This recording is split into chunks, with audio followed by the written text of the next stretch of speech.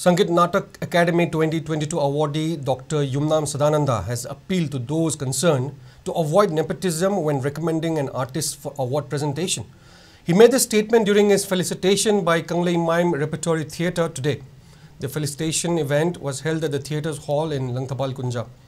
Speaking on the occasion, Sadananda thanked all those who recommended him for the award. He mentioned that he is the 6th person from the state to receive the award. He further encouraged the artists to work harder to achieve the award.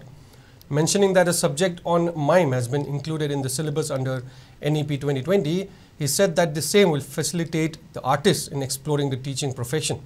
Sadananda further urged the state government to initiate necessary measures for welfare of the artists in the state.